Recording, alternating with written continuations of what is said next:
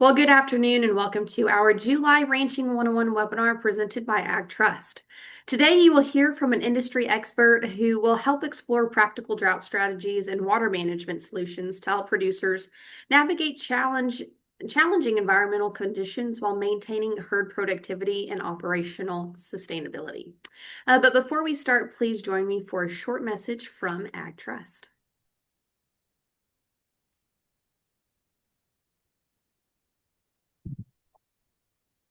When your passion is agriculture and a rural way of life, you need a partner who understands. That partner is Ag Trust Farm Credit, formed from two trusted farm credit associations. Our mission is to provide personalized financing tailored for full and part-time farmers, ranchers, agribusinesses, and rural homeowners. And because we live in the communities we serve, Ag Trust Farm Credit is here to help you succeed.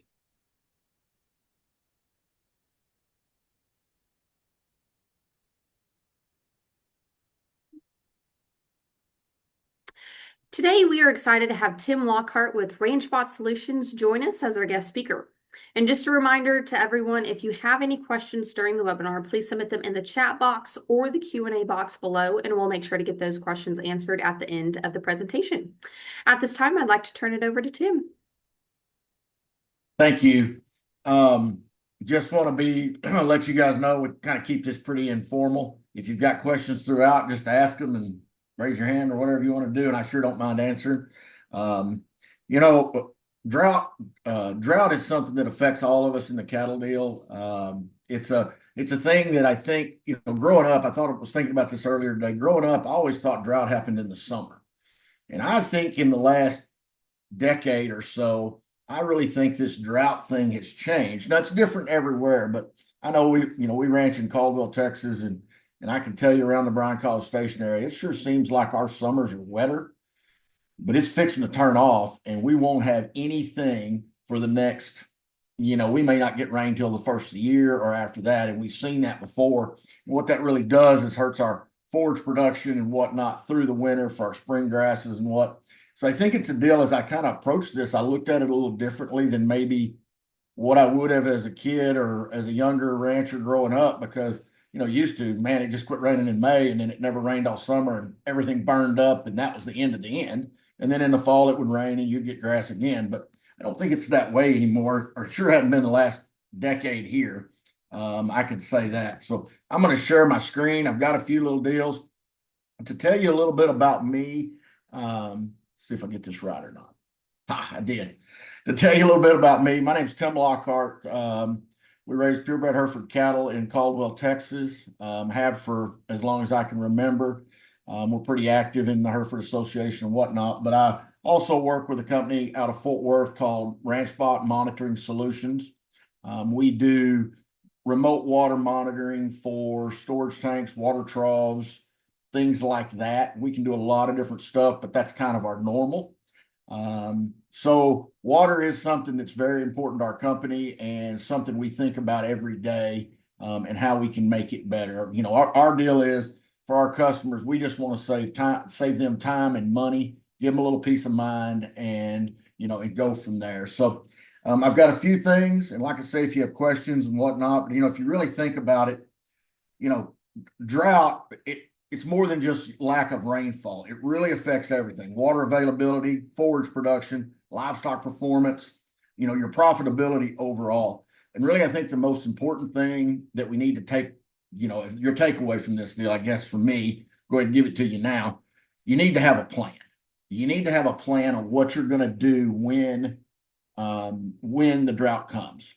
How did you know the drought's here? Because it didn't rain in X amount of time, because my forage was this high, whatever. But the main thing is to have some sort of a plan to be developed and written down ahead of time so that okay, this is what I need to do. This is the trigger that flops me over to this line, and then go from there.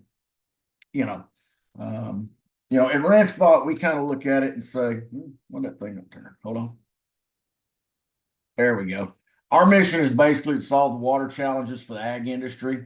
Water is something that is going to, honestly, a lot of people say this, but it's almost like the new gold. because there is a finite amount of it under our ground and falling out of the sky.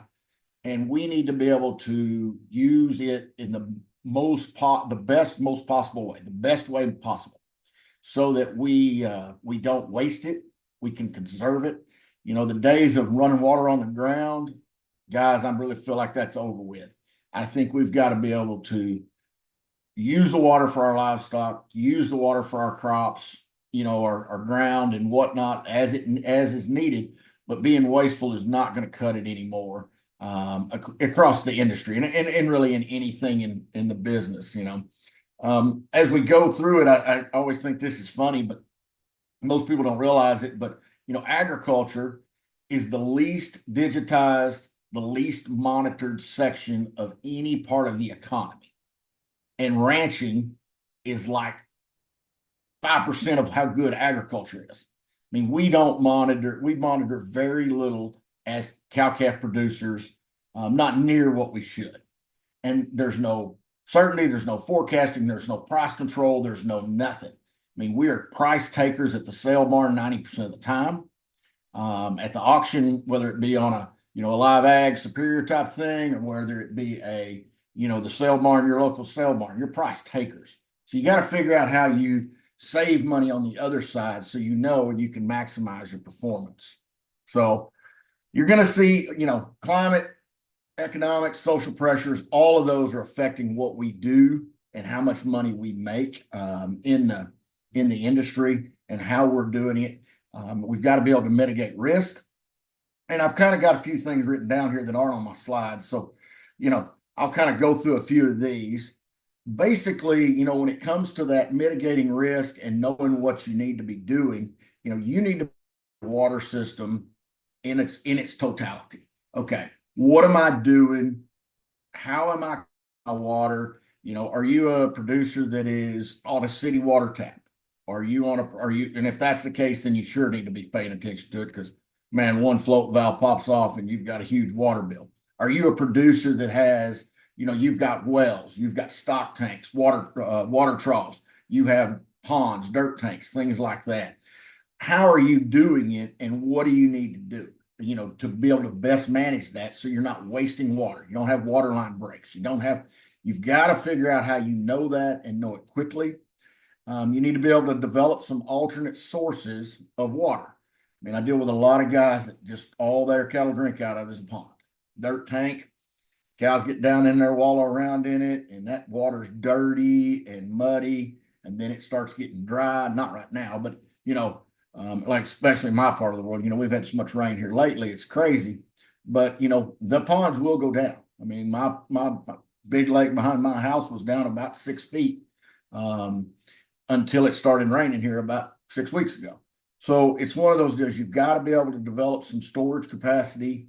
Think about it so that hey, I've got enough water to get me through if I have a problem. So, then going forward, it's not just about the water. Drought just is not just that. It's also your forage pasture conditions. You need to be able to avoid the overgrazing, which everybody knows that. But, can I rest a pasture?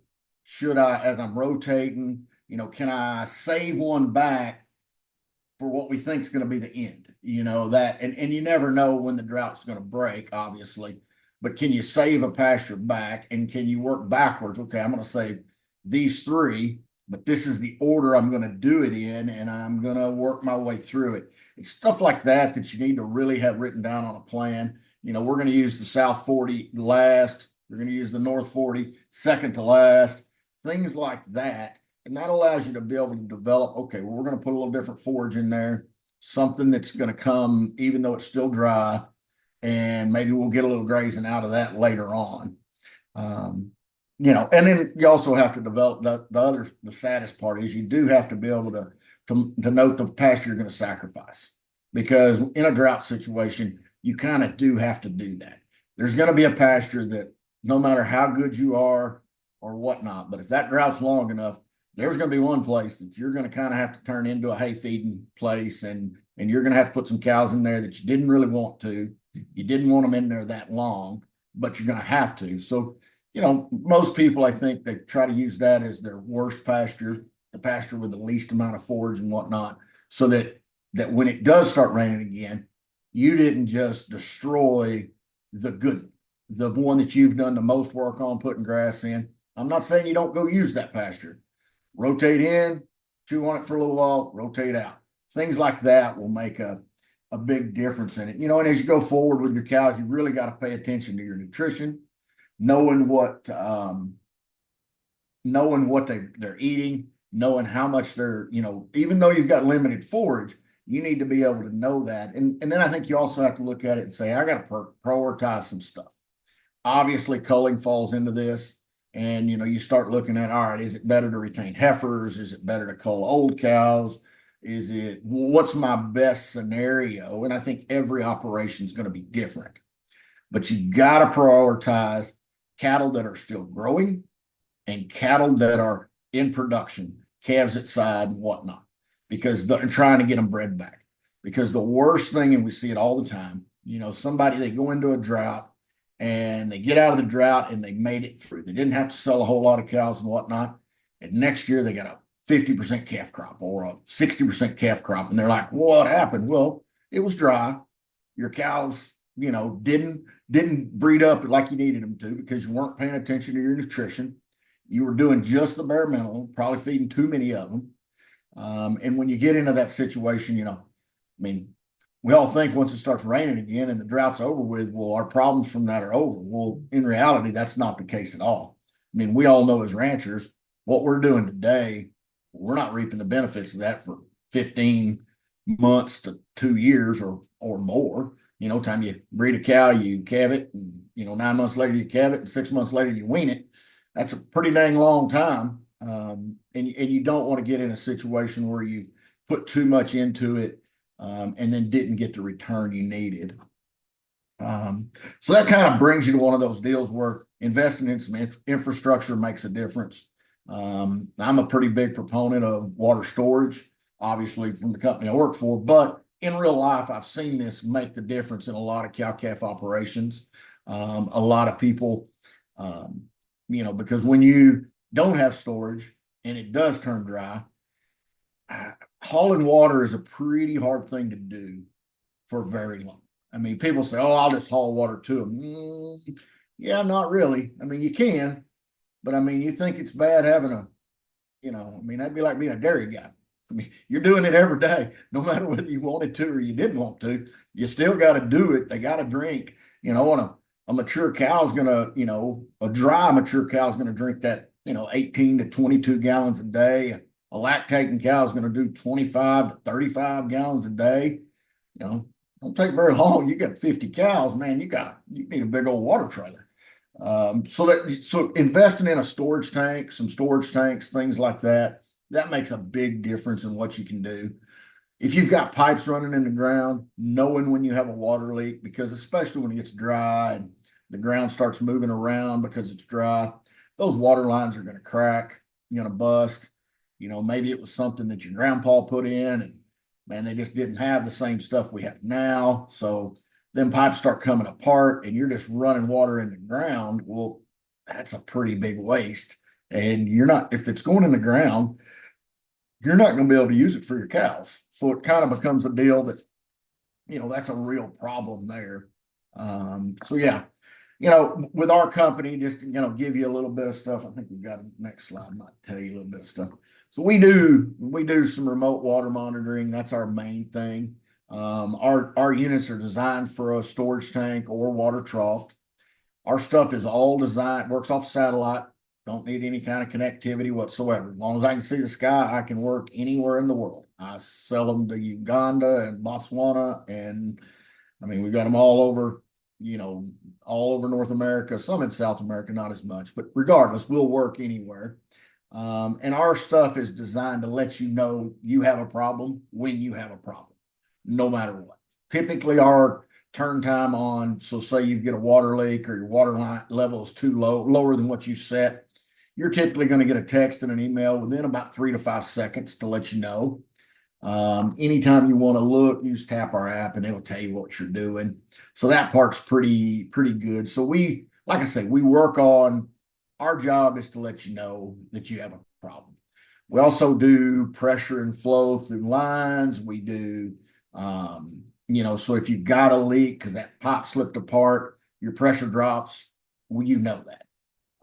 So that's one of those same deals. You're going to know within 3 to 5 seconds to let you know that, hey, for some reason or another, that pressure dropped bad and it's not building back up. Okay, well, I got a broken pipe somewhere. Now I got to go find it. And everybody always asks me, well, can you tell me where it's at? Well, probably can't tell you where it's at, but I'm going to tell you it's there and you can go find that. So yeah, so we do all those kind of things, but that's the infrastructure type stuff that's very helpful for you. Just to give you a little bit, our deal's very straightforward. Shows you what you need to see on a glance on the app. You can see, what your levels are. We do rainfall. We do a lot of different stuff like that. But I think it's a deal that as much as anything, having that plan, knowing that you have a problem when you have the problem, and then being able to address that in a timely manner probably makes the most difference. It will slow down the problems you're going to have, because the worst thing that could happen is you run out of water. And I mean, I had a customer that he's probably had his units about a year now, that he had been using some cameras or something like that, and he didn't really check them, and then they had about 30 purebred Angus cows that nearly died. They ended up only losing two, but whole set of them. It was a set of bred heifers, and a bunch of them sloughed calves, and what did that do to their bottom line? That's the next several years production. New females coming online and going to be your nucleus of your new cow herd, or the young part of your cow herd, and then all of a sudden you don't have as many calves coming. You've stressed these things; they're not developing like they need to. Because I mean, that's the thing. The effects on production, lower growth rates, the reproductive thing, I think is probably the most important deal. Because I mean, it can start raining and you feel like you're out of it, like I said a minute ago. But then, oh, okay, all of a sudden next year I'm not getting near as many calves. That's not doing you any good. And then you also get into that. Cows aren't milking as well because they don't have the water they need. I think it's a deal, you guys. We have to really plan our forage, plan our feed, plan our water, plan all of it, and have it written down and know, okay, well, my forage is down to, I've got 12 inches, I've got 10 inches of grass out there. I've got this or I've got that. And each ranch is going to be a little different. Now I know I've got a problem. It hasn't rained in 45 days. It hasn't rained in 60 days. And I'm down to this much grass. I better start really, taking a look at, either do I need to start laying hay back in here and buying it while I can still afford to buy it? Do I need to, am I going to need to start, looking through and seriously thinking about culling some cows? Do these calves nursing on these cows need to go to town now while I can still get a premium on them? There's a lot of different things, but I think you've got to sit down and really look at that. And then you do have, like I said at the start of this deal, I mean, I think the drought pattern, at least in my part of the world, has shifted to the fall and winter. Man, last couple summers, man, we couldn't get hay put up because it was so wet. And then once the water turned off, and my brother and I are in business together doing that stuff, and I'll tell you, he and I have this conversation every day. Is it done? Are we done and getting rain? Because it might not rain again until February or March. And we have seen that here many times where, it's flooding one week and then it just doesn't rain again for 6 months. And people look at you funny when you say that, but I mean, I can show you my rain gauge chart, my ranch spot rain gauge chart. It's one of those deals like, man, somewhere we're actually running a little longer than we normally do on the rain this year, because normally it cuts off about July 4th and we don't get nothing. But anyhow, let's see what we got next. Yeah, some more stuff from the company just to kind of give you an idea. Our deal sends you a text and an email to let you know. It allows you to, you can customize your charts and look at where that water level is. On our trough monitors and whatnot, it allows you to know what time of day and whatnot that the cattle are drinking, which is a pretty cool thing to us.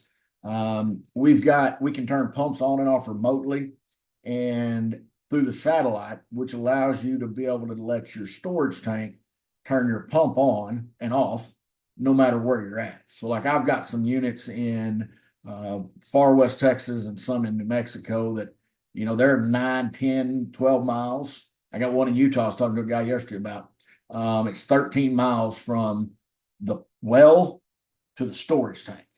And the storage tank stays full through the satellite because we tell that pump when to turn on and off on that well. So that part's pretty cool. Yeah. Let's see. So just to give you an idea of some of the stuff we did, we started out, and I guess I didn't tell you guys this. Originally, this was an Australian company. We're a U.S. company now.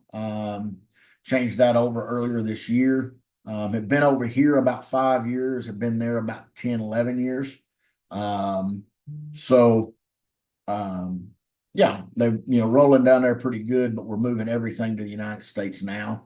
Our CEO lives here. Our corporate headquarters is in Fort Worth, and most of our staff is in Fort Worth now. I work remote, but most everybody else. We started out and we were doing just water storage tanks. That's what we did, and that was fine. Then people were like, when I was driving around checking that water, I was also writing down my rain gauge, what it had in it, and dumping it out when I needed to. Well, now I'm not doing that. So we went with rainfall. Then people were like, well, what about pressure and flows? When I get a break in a line, or I need to know how many gallons I'm pushing through a pipe, I'm not able to do that. So we picked that up and made that work. Then we started monitoring troughs and ponds, and then we can go down well. And I've got quite a few people starting to do that around that Lubbock area. There's quite a bit of talk about that aquifer. So we've got more and more people dropping a probe down that well, and we can actually, they're pumping out of it, and then so they can watch that water level going down. Then they turn that off. They can see how long the recharge is. And then also, a lot of times they'll have a rain gauge or a weather station at the top telling them how much water is coming into the ground. How long does that water take for it to, make it fill back up? So that's all pretty good stuff. We've got a camera. We can do liquid fertilizer, liquid fuel, turn pumps on and off. We've got some security systems we're working with to be able to, ranch security basically. We do have good weather stations, and they're not cheap, to be honest with you, but they are pretty amazing, the stuff that they'll tell you. We partner with Davis on that stuff, so that's pretty good. We're working with soil. We've got soil and moisture probes now to be able to let you know, what the soil temperature and moisture level is. We can do. We're working on, and we've not got this exact right yet, but your electric fences and whatnot, and be able to know if you've got power to certain units. We're working with some guys up north to be able to monitor heated water troughs to know that the temperature is correct and that they're doing the right things. Valve control is something that we're coming with really quickly. I'm hoping that it comes before the end of the summer. They're close. We're trialing it in several places, but to be able to open and close a valve, that would be huge. I've got so many people that want us to do that. So yeah, that's some stuff that we do. This is kind of some pricing. I don't want to bore you guys with all of that, but our big monitor that's solar powered, it's made for a storage tank. Our trough monitors obviously go on a trough, pretty straightforward stuff. The ranch spot light will do a big storage tank also. Just all it does is that if you needed pressure or flow or a rain gauge or weather or pump control or any of that, you'd use the ranch spot monitor at the top. So yeah, we've been fortunate enough to win a few things, and that's a pretty good deal. It makes you feel like you're doing the right thing at least. Yeah. So yeah, so that's kind of my deal. I'm a little quicker than what she asked me to be, but when it's not, it's just me talking, and I'm waiting on questions from you guys, so it'll be a little different now. So yeah, I guess I'm gonna unshare my screen, and then I think that's what I want to do. Take any questions you've got. Yeah. If you got something you want to look at, I can put that thing back up. I do have a few questions for you. First one, or I think this is a two-part question. One, is it acceptable to send water via pipe from a well to a stock tank? I mean, I know lots of people. So you're talking like a pond, I would assume. And I know a lot of people that do that, that are pumping it out of the ground. And a lot of times they're using that stock tank as more of a storage. It's about the least efficient storage tank you can get, but I know a lot of guys that are using it as a storage tank and then maybe pumping back out of that. So yeah, I mean, I definitely see that. Not it's with the evaporation and what goes into the ground when it gets dry, that's not very efficient. But I mean, it works. It works. To, I guess, set up the scene, this individual said we have a low flow rate windmill well, 100 feet deep, 2 to 3 gallons per minute, that we're thinking about converting to well with submersible pump and solar panel. And the stock tank I referred to does not hold water from rain and tributary runoff for more than a week or two. If we have water flowing to the tank, we're thinking it would be helpful or hopeful staying near full, or is that a poor use of a water resource?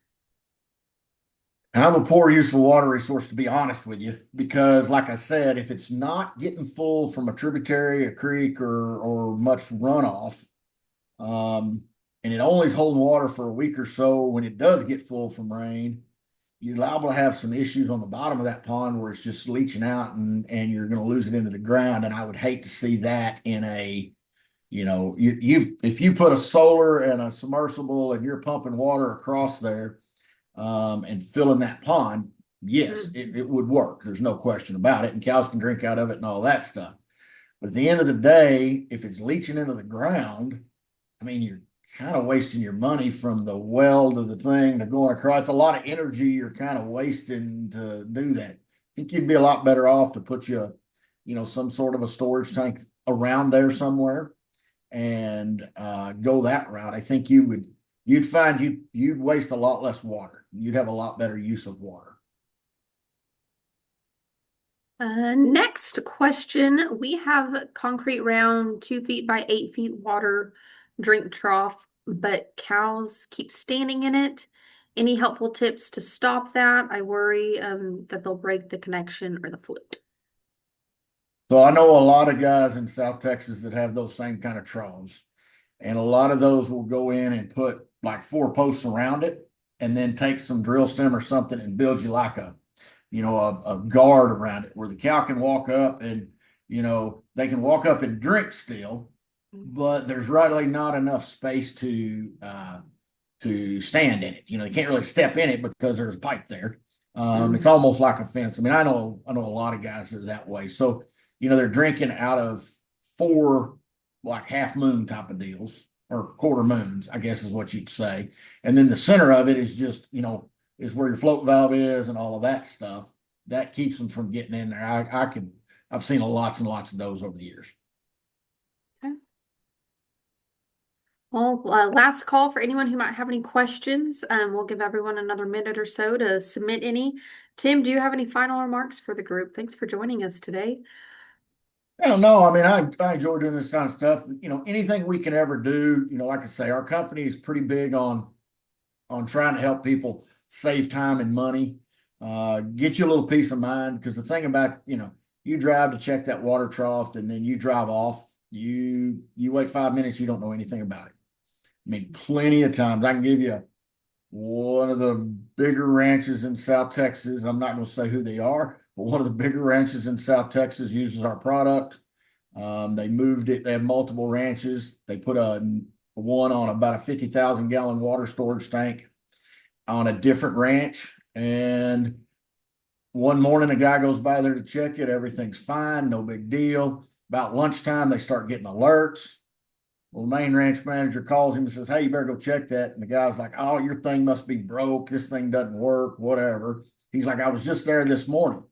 Well, they told him, "No, go check." He went over there and he checked, and turns out when that guy drove off, a pipe, they think maybe some bulls got to fighting or something, but a pipe broke off the side of that 50,000 gallon tank, and they put 25,000 gallons on the ground before they got it shut off. Now, fortunately, they saved 25,000 gallons. Had they not had our deal, all of it would have run on the ground. And when he went back there in 2 or 3 days, he'd have been like, "Oh, I got a real problem now." And try to figure out how you make up 50,000 gallons of water that's a process, So yeah, that's what I would say. And also I tell a lot of people that, they're on maybe rural water or something like that. We look awful cheap when you get a $3,000 water bill. And I've seen plenty of guys that, they're running off of a city tap or a community water or something. And then all of a sudden, the bull knocked the float off because he was curious. And man, it's just been running for 2 days. And, you went to the beach or the lake or the whatever, and you came home and your cows ain't got no water and you got a huge water bill. I look awful cheap. Hmm. Well, it looks like we don't have any more questions for today. So just wanted to thank everyone who joined us for this Ranching 101 webinar. And we hope everyone has a great afternoon and look forward to seeing everyone on August 21st for our next webinar where we will be discussing marketing calves and cull cows. So thanks for joining us and thanks for attending with us, Tim. Hey, thank you guys. Appreciate it. Have a good one.